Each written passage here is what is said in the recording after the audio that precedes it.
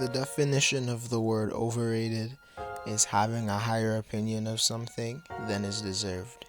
In the world, there are many overrated things, from movies, foods, and products. But in the National Basketball Association, there are plenty of players that are overrated.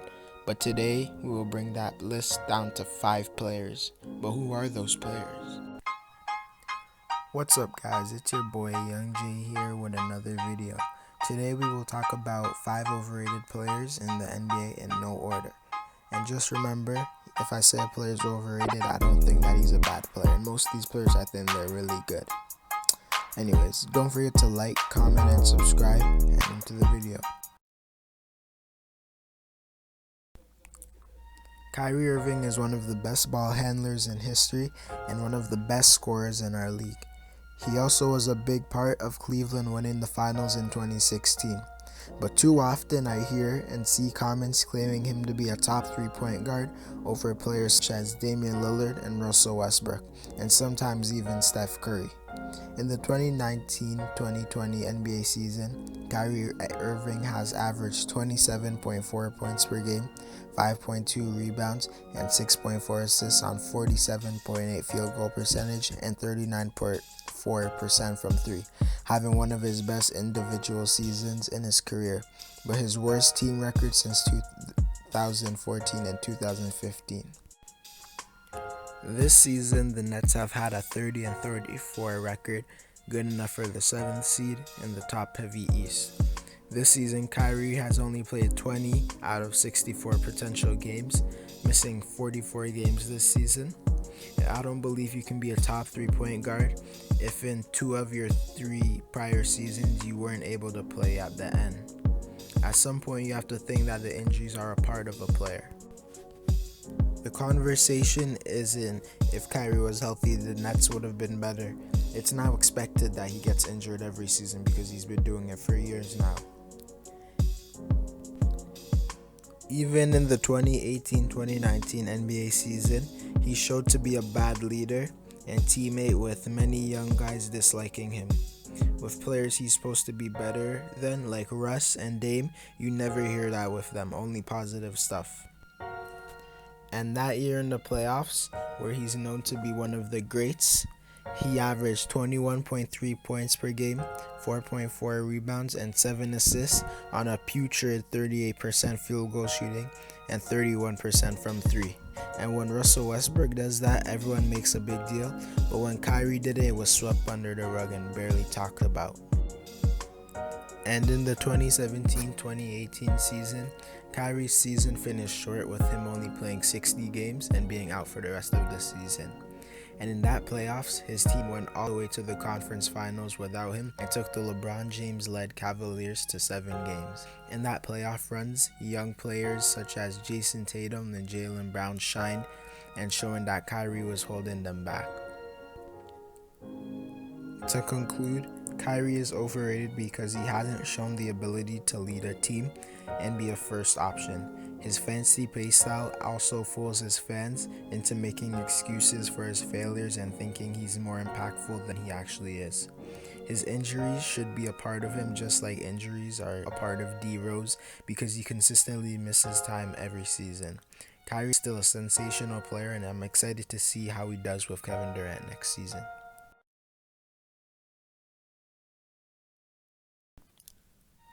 Paul George is one of the smoothest scorers in our league today, and no slouch on defense, being a 4-time all-defensive player. But he is too often called a superstar player, which he clearly has not been ever in his career. The only exception is last season, where he averaged 28 points per game, 8.2 rebounds on 38% from 3. Over the course of his career, he has been one of the most inconsistent playoff performers in the NBA. But it's not talked about enough for the superstar that he is considered to be. In his career playoff stats, he averages 20.1 points per game, 7.3 rebounds, and 3.9 assists on 42% field goal shooting and 36% from 3. His 42% field goal shooting isn't the worst, but it's very inconsistent and inefficient, and he has a knack for disappearing in big playoff games, such as when he was on the Indiana Pacers and they played the Miami Heat in a Game 7 that would decide whether they make the finals or not. Paul put up a whopping 7 points on 2 of 9 shooting from the field. Another example is in the 2017 playoffs against the Cavaliers. It was a Game 4 and the Pacers were going to potentially get swept, and PG put up 15 points on 23% field goal shooting, and they would lose that close game and get swept. The last example is when he played for the Oklahoma City Thunder. They were playing the Utah Jazz in a Game 6 that had the Thunder down 3-2 on the brinks of elimination, and Paul George put up 5 points on 2 for 16 shooting in one of the worst playoff games ever, and it's never ever brought up. None of these playoff games are brought up, even though if a real superstar like James Harden did this, he would be criticized even more on top of his own failures. Some stats that show his unclutchness is that he shoots 38% from the field in the last 5 minutes of regular season games, and in the playoffs he shoots 40% in the field in the last 5 minutes of playoff games, and in the playoffs he shoots 78.7% from the line with 5 minutes left in the game, which is 4.9 less than his career average and regular season percentage. In regular season game tying and go-ahead buckets with 35 seconds left, Paul George shoots 11 for 63, which is 17.5%. To conclude, Paul George is overrated because he is a poor, big game playoff performer and an unclutched star, and his failures are never brought up, and he is held in a superstar light when he is.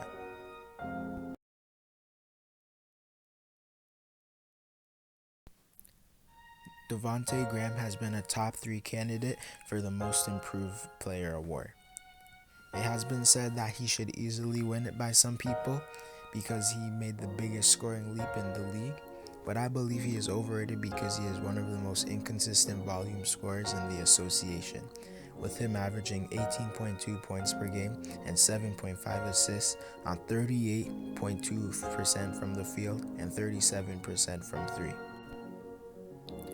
Those numbers are great, except for the field goal percentage, which is very poor, and I simply don't believe you can be considered an efficient offensive player if you shoot less than 40% from the field. His 3-point percentage also isn't as good as you would think for him to be in the 3-point contest, and he's shooting less than 40%. And I know other players in the contest don't shoot over 40% from 3, but he's so inconsistent, you would need him to shoot over 40% from 3 to make the contest. He also made the Rising Star game over Colin Sexton, which doesn't seem ridiculous at first, until you realize Sexton is averaging 20.8 points per game on 47% from the field and 38% from 3, which is better percentage than Devonte, and is a better defender. Sexton would end up making it for an injured player, but it still shows everyone thinking Devonte is better than he actually is when he clearly is not. I think Devonte can still be one of the better guards in the NBA if he just clears up his inefficiency.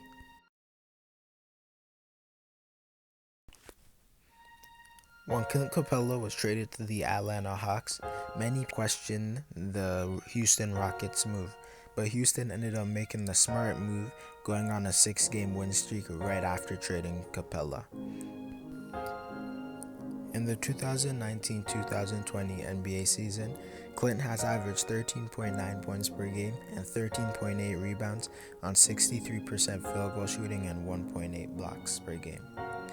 In the NBA, having a good center is not as valuable as it was just 5 years ago. With Clint's inability to guard perimeter players on switches, and in the playoffs when the defense doubles James Harden on pick and rolls, Clint has an inability to make plays or handle the ball, which makes the whole team worse. He also lacks a jump shot, which kills his team's spacing, especially for Russ and Harden. Over the last 2 seasons in the playoffs, his points and rebounds has gone way down since he's less valuable in the playoffs because of the increase of small ball. Also, when Clint's on the floor, he is supposed to be a great rebounder, and he only helps Houston plus 4.4 when he's on the floor. He also makes Houston a negative 4.3 on offense when he's on the court. He only makes Houston a plus 2.0 on defense when he's on the court. And to Clint's overrated because most of his impact isn't actually impactful and not many people are aware.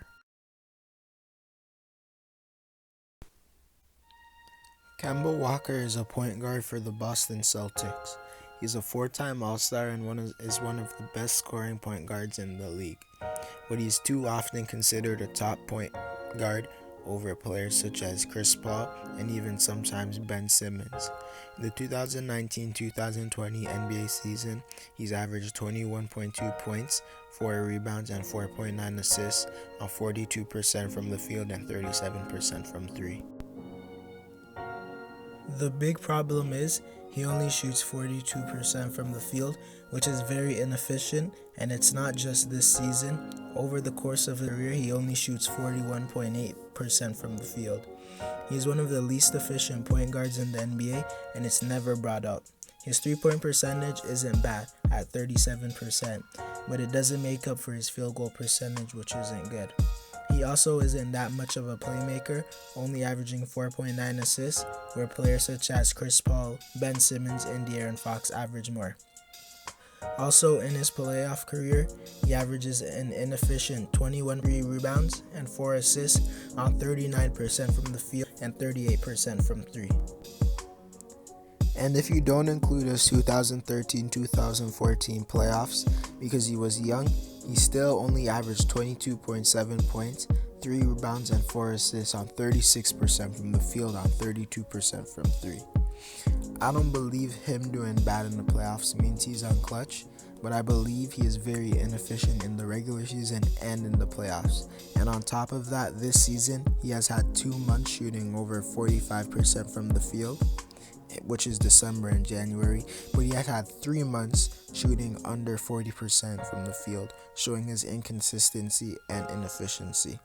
To conclude, Kemba Walker is one of the most inefficient star point guards in the NBA, and it's never talked about. Anyways, guys, that's it for the video.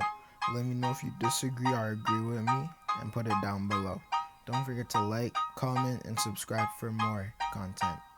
Young J out.